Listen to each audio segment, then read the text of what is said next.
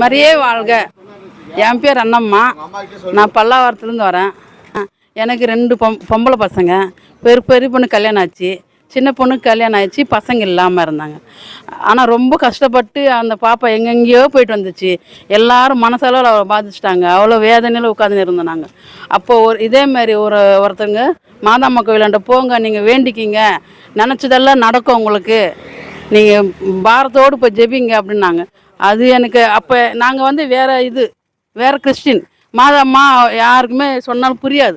ஆனால் எனக்கு பிடிக்கும். மாதம்மானா எனக்கு உயிர். அதனால் நான் நம்பிக்கையோடு, எங்கள் வீட்டில் யாருமே இல்லை மாதம்மா கும்பிட்றவங்க. எனக்கு ஆசை.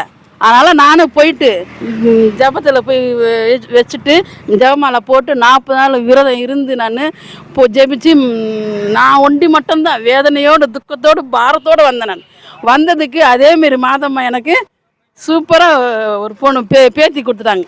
நான் போயிட்டு வந்து 9ஆம் மாதம் முடிச்சிட்டேன். 11ஆம் மாதம் என் குழந்தை மாசமாக இருக்கிறேன்.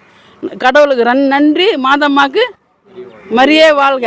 அதுக்கு அடுத்தது குழந்தை பிறந்த பிறகு இப்போ 2வது மாதமாக இருக்கிற என் பொண்ணு, அவளுக்கு ஆம்பளை பிள்ளை வேணும். அதே மாதிரி மாதம்மா கையில் குழந்தை வச்சுருக்கிற மாதிரி கண்டிப்பாக கொடுப்பாங்க. நம்பிக்கையோடு நான் வரேன். நான் வீட்டுக்கு போனோன்னே என் பொண்ணுக்கு டெலிவரி.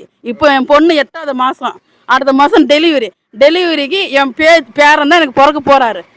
மரியான் பேர் கூட நாங்கள் முடிவு பண்ணிட்டோம்.